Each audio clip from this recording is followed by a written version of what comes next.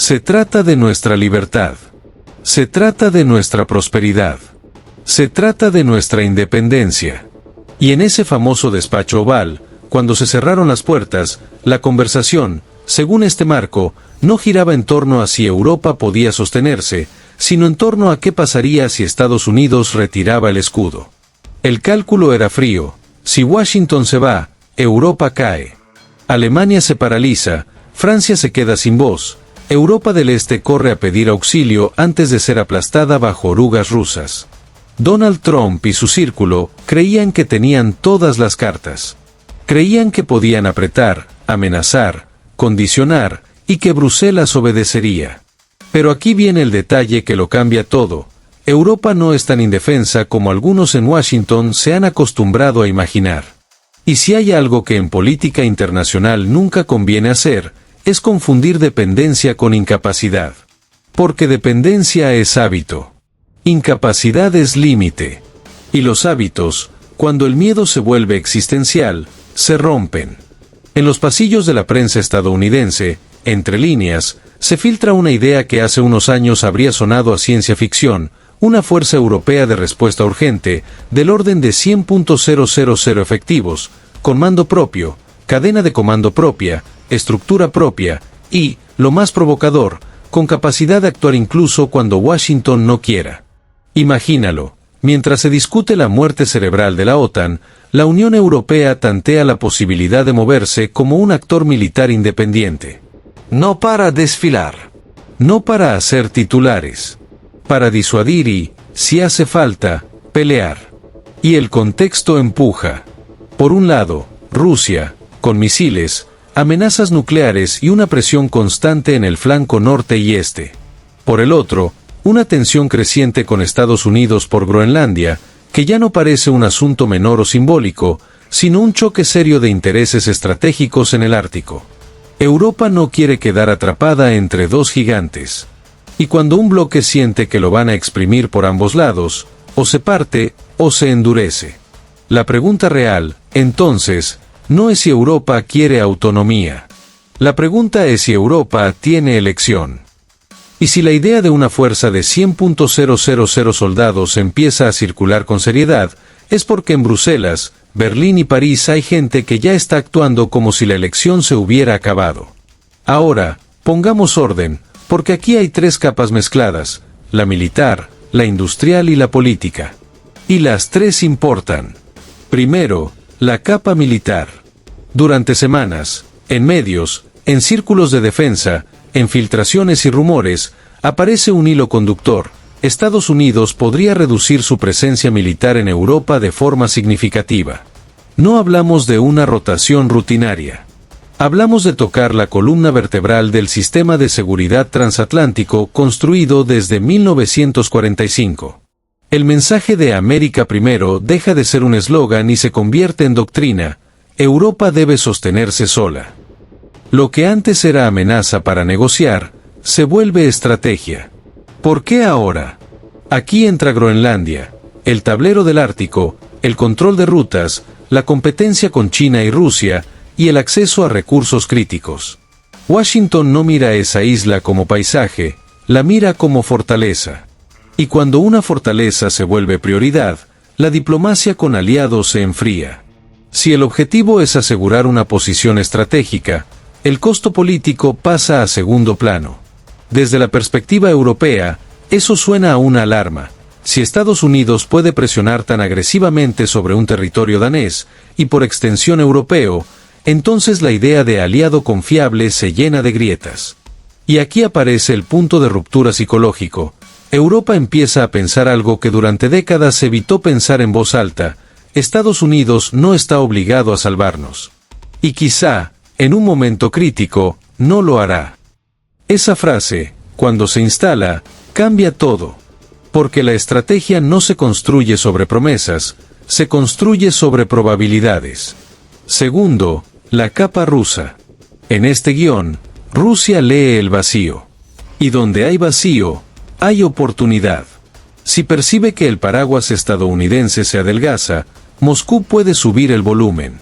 Movimientos en fronteras sensibles, despliegues que no son solo defensivos, Señales que apuntan a disuasión nuclear táctica, mensajes diseñados para meter una idea en la cabeza europea: si Estados Unidos no está, ustedes están solos. Es una guerra psicológica tan vieja como eficaz.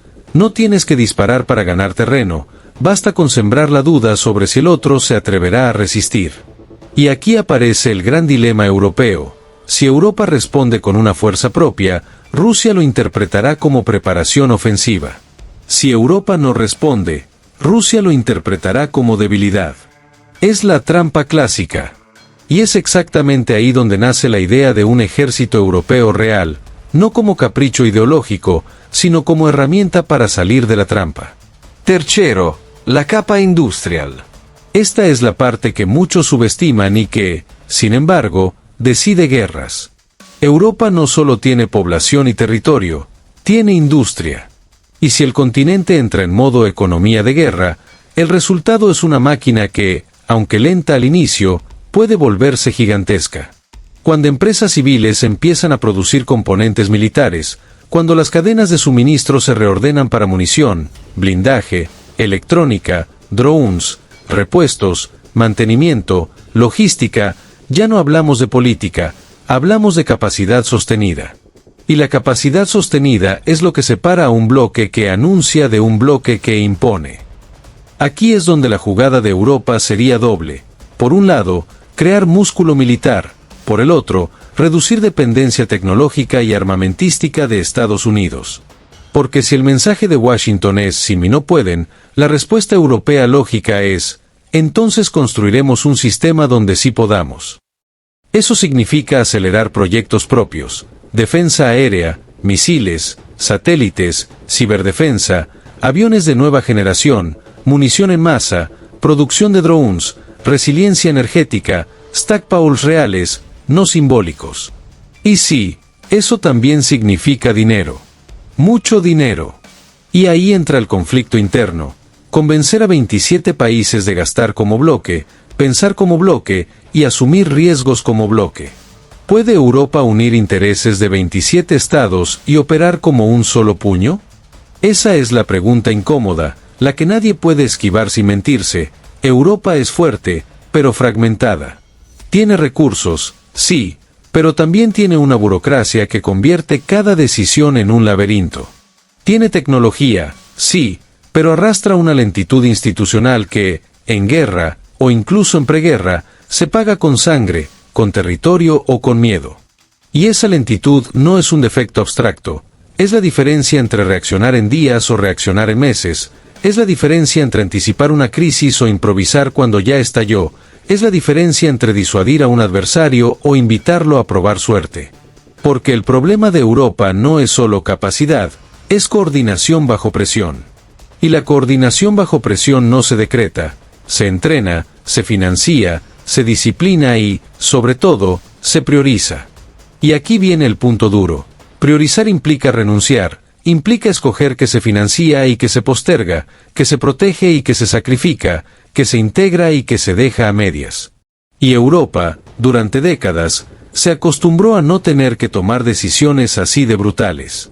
Vivió con el lujo estratégico de delegar el núcleo duro de su seguridad. Ahora ese lujo tiembla. Y cuando tiembla el lujo, aparece la realidad. Y aquí llega el tema nuclear, el que casi todos prefieren mirar de reojo, porque es la zona donde el discurso se rompe y queda el instinto. Un ejército de 100.000 puede disuadir presión convencional limitada, puede servir como señal de voluntad, puede bloquear aventuras rápidas, puede elevar el costo de una agresión. Pero Rusia siempre deja flotando la misma sombra, la escalada. El Kremlin no necesita decir voy a usarlo, le basta con que Europa piense y si lo usa. Esa es la esencia del chantaje nuclear, no es el misil, es el cálculo en la cabeza del otro. Rusia juega con una idea brutalmente simple: si ustedes se organizan, yo subo el nivel. Y Europa responde con otra idea igual de inevitable: si tú subes el nivel, buscamos paraguas. Ahí aparece Francia. Aparece el debate sobre si la disuasión francesa puede europeizarse de facto. Aparecen insinuaciones, reales o semipúblicas, de que Alemania podría reconsiderar tabúes históricos si la seguridad se vuelve existencial.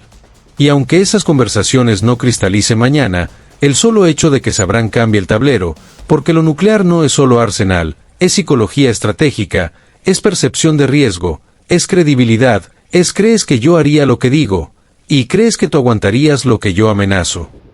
Y cuando se empieza a discutir eso en el centro de Europa, es señal de que el suelo se está moviendo. Porque el tabú nuclear europeo no era solo moral, era un pilar de estabilidad.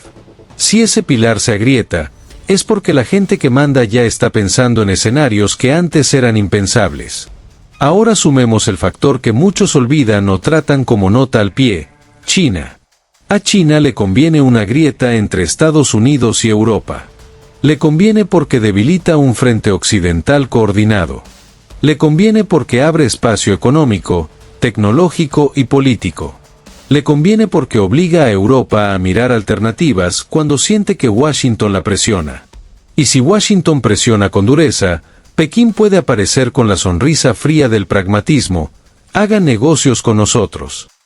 El problema para Europa es que China no ofrece amistad, ofrece intercambio con condiciones, dependencia de cadenas críticas, acceso a mercado a cambio de silencio, inversión a cambio de influencia.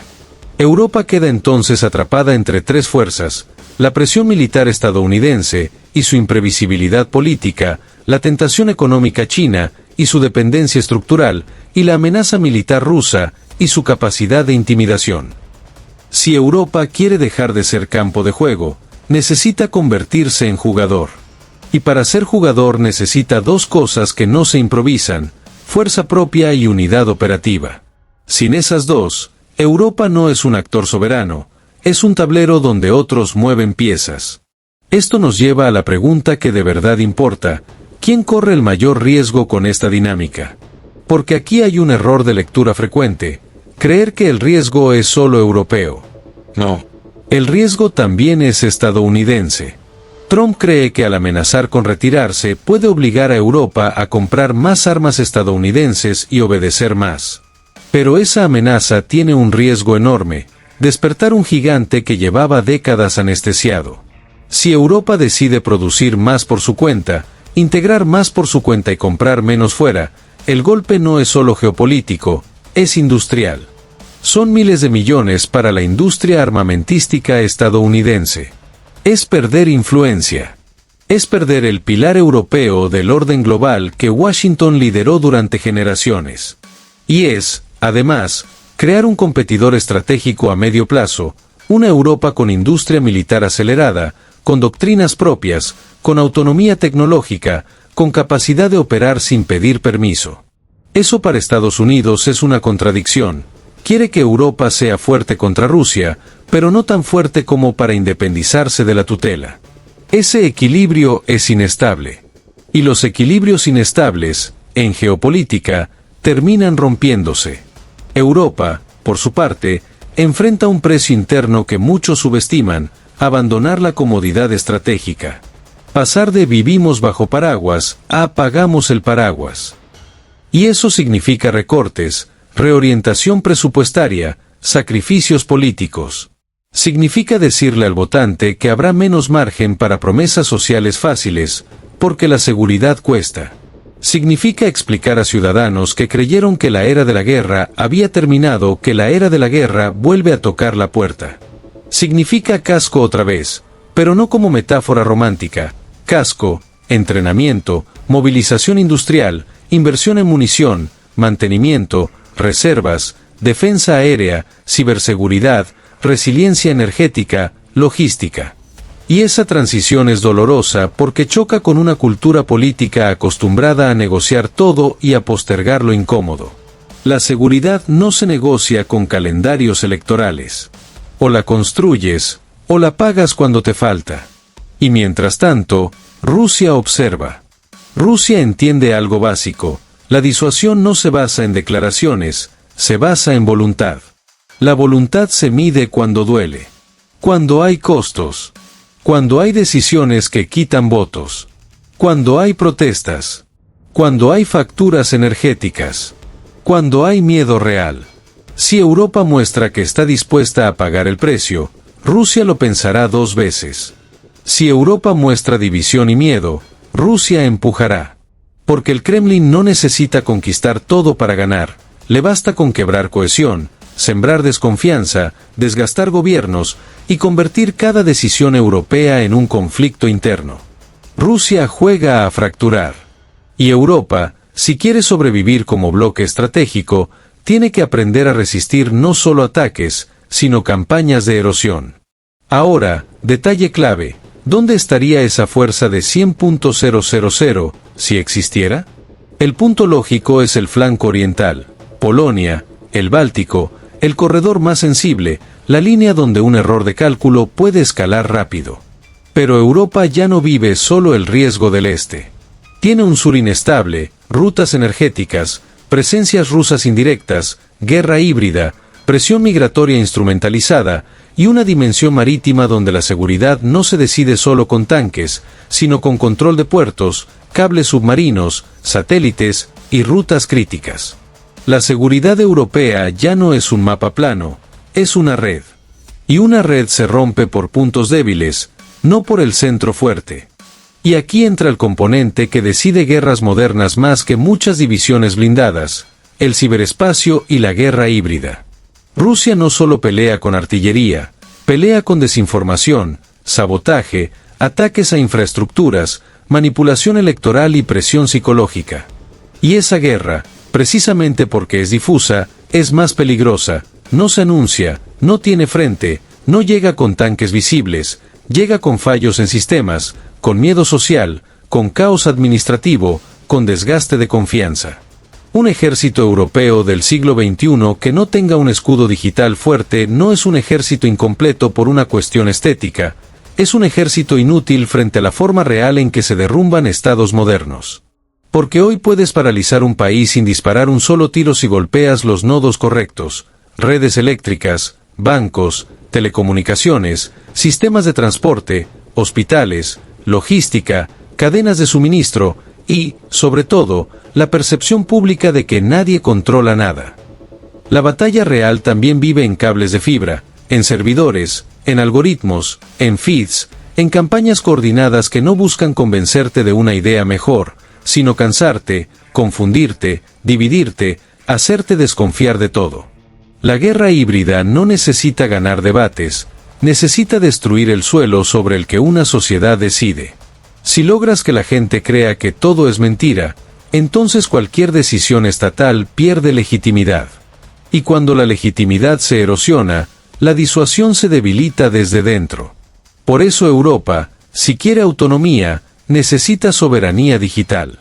Y soberanía digital no es un eslogan para discursos, es una infraestructura de supervivencia, control de sistemas críticos, capacidades de contrainteligencia, redundancia técnica, defensa de redes a escala continental, regulación efectiva contra operaciones de influencia, coordinación real entre servicios, y una cultura social menos vulnerable a la manipulación. Sin eso, el adversario no necesita tanques, te rompe desde dentro, y lo hace barato. Europa tiene un problema adicional, su fragmentación tecnológica y normativa. Las infraestructuras están conectadas, pero las respuestas siguen muchas veces encerradas en fronteras administrativas. La ciberseguridad no es un sector, es una columna vertebral que atraviesa todo: energía, transporte, finanzas, comunicaciones, defensa, salud, industria. Si ese tejido no está coordinado y estandarizado en crisis, cada país se convierte en un punto de entrada y el conjunto en un sistema poroso. Y aquí el punto brutal: en guerra híbrida no existe el eslabón débil aislado. Existe el eslabón débil que abre la puerta a todos. Y volvemos a Groenlandia, porque aquí se cruza lo geográfico con lo simbólico. Groenlandia dejó de ser hielo para convertirse en una casilla central, bases, rutas árticas, minerales críticos, proyección de poder. Estados Unidos quiere ampliar presencia y acceso. Europa, a través de Dinamarca, defiende soberanía. Y aparece una ironía inquietante. Si Europa construye una fuerza propia, ¿podría algún día usarla para disuadir movimientos estadounidenses en un territorio europeo? Suena absurdo, Hasta que miras el tablero sin nostalgia. Hasta que aceptas que los sistemas de alianzas no son matrimonios eternos, son contratos de interés, y los contratos cambian cuando cambia el precio, cuando cambia la amenaza, cuando cambia el valor estratégico de una región. Los aliados no se convierten en rivales porque se odien, se convierten en rivales porque sus prioridades chocan. Y el Ártico, con recursos, rutas y ventajas militares, es el tipo de choque que se forma lento, se niega durante años, y luego estalla de golpe cuando alguien decide que ya no se puede esperar. Groenlandia es el ejemplo perfecto de ese desplazamiento silencioso. Durante décadas fue remota, una masa de hielo en la periferia de la conversación. Hoy, con rutas marítimas más transitables, con competencia por minerales críticos, con posicionamiento de rádares, con defensa antimisiles, con control de acceso a un nuevo corredor estratégico, ese territorio deja de ser postal y pasa a ser palanca. Y cuando una palanca existe, alguien la quiere. Estados Unidos quiere presencia y acceso, porque para Washington el Ártico ya no es geografía, es un frente de competencia con Rusia y China. Europa, a través de Dinamarca, lo ve como soberanía y como parte de su perímetro político. Ahí nace la fricción inevitable, no porque se odien, sino porque la lógica estratégica empuja en direcciones distintas. Entonces aparece una idea inquietante, incómoda, pero realista. Si Europa crea una fuerza propia con mando operativo real, con capacidad de despliegue rápido, con logística y reglas claras, esa fuerza no solo existiría para Rusia. Existiría para proteger intereses europeos en sentido amplio. Y cuando los intereses europeos y estadounidenses se alinean, esa fuerza suma. Pero cuando divergen, esa fuerza sirve de contrapeso. Y eso es lo que convierte el tema en algo más grande que un debate militar. Es una pregunta sobre soberanía, sobre autonomía, sobre quién decide, sobre quién paga, sobre quién tiene el monopolio de la seguridad en el continente. Ese punto conecta con la tesis central. Esto no es solo un debate militar. Es el final progresivo de una época. La época en que Europa podía vivir como si el orden fuese permanente y el paraguas fuese automático. La época en que se asumía que, pasara lo que pasara, la arquitectura transatlántica respondía por inercia. Estados Unidos como garante, OTAN como marco, Europa como beneficiaria, con variaciones pero con el mismo corazón. Esa época se está agotando. No necesariamente porque Europa lo quiera, sino porque el mundo se está deslizando de un orden unipolar dominado por Estados Unidos hacia un caos multipolar donde cada bloque empuja, negocia, presiona, compra, castiga y chantajea. En ese nuevo escenario, la neutralidad no existe, o eres actor o eres escenario. Y Europa ha sido escenario demasiadas veces en su propia historia. El problema es que ser actor exige pagar el costo, no solo dinero, también cohesión, disciplina estratégica, sacrificio político interno y, sobre todo, velocidad de decisión. Europa tiene recursos, sí. Tiene tecnología, sí. Tiene industria, sí. Pero también tiene burocracia, fragmentación, culturas estratégicas distintas y un historial de decisiones lentas. Y en guerra, o en preguerra, la lentitud se paga. No se paga con titulares, se paga con días perdidos, con oportunidades que el adversario explota, con desgaste acumulado, con crisis que se vuelven estructurales porque nadie quiso actuar a tiempo. La pregunta de los 100.000 no es un fetiche numérico. Es una prueba de realidad. Porque 100.000 soldados no son solo cuerpos, son transporte, mando, coordinación, inteligencia, munición, defensa aérea, logística sanitaria, rotación, mantenimiento, comunicaciones seguras, interoperabilidad y un marco político que autorice desplegar sin paralizarse en discusiones interminables. Una fuerza así puede ser disuasiva si es creíble. Y la credibilidad no se compra con comunicados, se demuestra con capacidad de reaccionar, de sostener operaciones, de proteger infraestructuras, de mantener la cadena de mando y de aguantar el costo político cuando el adversario te prueba. Aquí entra el tema nuclear, el que nadie quiere mirar de frente porque es desagradable, porque es el tipo de conversación que rompe tabúes y obliga a aceptar verdades incómodas. Un ejército de 100.000 puede disuadir presión convencional limitada. Puede ser suficiente para complicar un avance, para reforzar un flanco, para crear tiempo, para asegurar corredores, para evitar un colapso rápido. Pero Rusia siempre deja flotando la amenaza de escalada. El Kremlin juega con una idea: si ustedes se organizan, yo subo el nivel. Europa responde con otra: si tú subes el nivel, buscamos paraguas. Y entonces aparece Francia, aparece la discusión sobre si la disuasión francesa puede europeizarse de facto. Aparecen señales, reales o insinuadas, de que Alemania podría reconsiderar tabúes históricos si la seguridad se vuelve existencial. Y cuando esas conversaciones se abren, incluso si no se materializan, ya cambiaste el tablero. Porque lo nuclear no es solo arsenal, es psicología estratégica. Es cálculo de riesgo. Es percepción de voluntad. Y la voluntad es lo que Rusia busca medir, no solo tus tanques, sino tu disposición a sostener el precio del riesgo. Ahora sumemos un factor que muchos analistas tratan como apéndice, pero no lo es: China. A China le conviene una grieta entre Estados Unidos y Europa. Le conviene porque debilita un frente occidental coordinado. Le conviene porque abre espacio económico y político.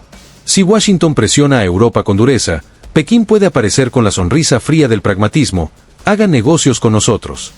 Europa queda atrapada entre la presión militar estadounidense, la tentación económica china y la amenaza militar rusa. Si Europa quiere dejar de ser campo de juego, necesita convertirse en jugador. Y para ser jugador no basta con discursos, necesitas fuerza propia, industria alineada, autonomía tecnológica, resiliencia energética y una arquitectura de decisión que no colapse por veto interno.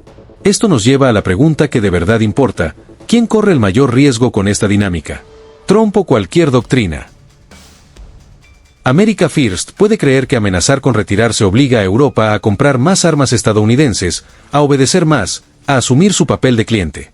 Pero esa amenaza tiene un riesgo enorme: despertar un gigante que llevaba décadas anestesiado. Si Europa decide producir más por su cuenta, integrar más por su cuenta y comprar menos fuera, el golpe no es solo geopolítico, es industrial. Son miles de millones para la industria armamentística estadounidense. Es perder influencia. Es perder el pilar europeo de la proyección global de Washington. Y además, es el tipo de cambio que una vez iniciado es difícil de revertir. Cuando una industria se reconfigura, cuando cadenas de suministro se militarizan, cuando la doctrina cambia, cuando los presupuestos se reorientan, el ecosistema estratégico se transforma durante décadas. Europa, por su parte, enfrenta un precio interno brutal: abandonar la comodidad estratégica. Pasar de vivimos bajo paraguas a apagamos el paraguas. Eso significa recortes y reasignación presupuestaria. Significa explicar a ciudadanos que creyeron que la era de la guerra había terminado que la era de la guerra vuelve a tocar la puerta. Significa casco otra vez. Significa que el bienestar no desaparece de golpe, pero sí compite con la seguridad de forma más directa. Y políticamente, esa transición es venenosa, alimenta polarización, protestas, desgaste institucional. Porque el ciudadano medio no vive la geopolítica como mapa, la vive como factura, como impuestos, como inflación, como servicios que empeoran. Un proyecto de defensa autónoma requiere legitimidad interna sostenida, no un impulso emocional de 6 meses. Y mientras tanto, Rusia observa. Porque Rusia entiende algo básico: la disuasión no se basa en declaraciones, se basa en voluntad. Y la voluntad se mide cuando duele. Si Europa muestra que está dispuesta a pagar el precio, Rusia lo pensará 2 veces. Si Europa muestra división y miedo, Rusia empujará. Rusia no necesita certeza, le basta con percibir duda. Y Europa es experta en transmitir duda cuando la decisión exige rapidez, sacrificio y coordinación. Ahora, detalle clave: ¿dónde estaría esa fuerza de 100.000 si existiera? El flanco oriental es el punto lógico: Polonia, los Bálticos, el corredor más sensible, el lugar donde una crisis se convierte en examen inmediato de credibilidad. Pero Europa ya no vive solo el riesgo del este. Tiene un sur inestable, rutas energéticas vulnerables, presión migratoria instrumentalizada, presencia rusa indirecta y un espacio marítimo donde la seguridad no se decide solo con tanques, sino con control de puertos, cables submarinos, satélites, rutas de suministro y nodos logísticos. Una Europa autónoma no puede pensar solo en frontera terrestre, debe pensar en ecosistema estratégico: energía, comercio, comunicaciones, finanzas, transporte y cohesión social. Y aquí entra el componente que decide guerras modernas más que muchas divisiones blindadas: ciberespacio y guerra híbrida. Rusia no solo pelea con artillería, pelea con desinformación, sabotaje, ataques a infraestructuras, manipulación electoral, presión psicológica. Un ejército europeo del siglo XXI que no tenga un escudo digital fuerte es un ejército incompleto. Porque hoy puedes paralizar un país sin disparar, si tumbas redes, bancos, comunicaciones, energía, logística y confianza pública. La batalla real también vive en cables de fibra, en servidores, en algoritmos, en feeds, en campañas coordinadas. Europa, si quiere autonomía, necesita soberanía digital. Y soberanía digital no es un eslogan, es control de infraestructuras críticas, capacidades de contrainteligencia, redundancia, defensa de redes, regulación efectiva contra operaciones de influencia, coordinación entre servicios y una cultura social menos vulnerable a la manipulación. Si no blindas eso, El adversario no necesita tanques, te rompe desde dentro. Y volvemos a Groenlandia porque es el símbolo perfecto del nuevo mundo. Lo que parecía periférico se vuelve central, lo que parecía estable se vuelve negociable, lo que parecía alianza automática se vuelve transacción. Cuando miras el cuadro completo, lo que ves no es un debate técnico. Ves una transición de época. Ves el final de la ilusión de permanencia. Ves un mundo que se endurece y donde la seguridad deja de ser un servicio externalizado. ¿Se materializará esa fuerza de 100.000? No lo sabemos. Pero incluso contemplarla seriamente ya es histórico. Significa que el Atlántico ya no es lo que era. Significa que Bruselas, Berlín y París quieren sostener el bolígrafo con el que se dibuja el mapa, no solo firmar lo que otros dibujan.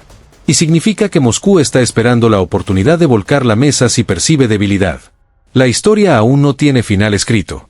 Pero hay una certeza incómoda, el bolígrafo ya no está solo en Washington.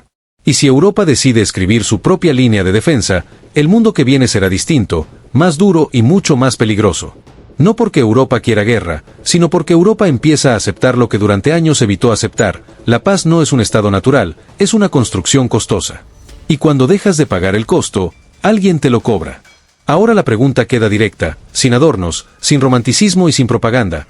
¿Puede Europa sostenerse sin Estados Unidos, militar, industrial y políticamente, o esta fuerza de 100.000 acabará como otro proyecto bonito sobre papel frente al oso ruso? Si Europa no resuelve su fragmentación, si no acelera su toma de decisiones, si no integra industria y doctrina, si no construye resiliencia energética y digital, si no enfrenta el dilema nuclear con realismo, entonces sí, será papel. Y Rusia lo olerá. Rusia no necesita que fracases del todo, le basta con oler que dudas, que discutes, que postergas, que te divides. Pero si Europa sí lo hace, si paga el precio y acepta disciplina estratégica, entonces no será papel, será un cambio de era. Y ese cambio de era, guste o no, reescribe el orden mundial. Porque en un mundo multipolar, la autonomía no se declara, se construye. Y si Europa decide construirla, el tablero global no solo cambia, se endurece. Y quien no se adapte, queda reducido a lo que siempre ha sido el destino de los indecisos en tiempos de crisis, ser escenario de la decisión de otros.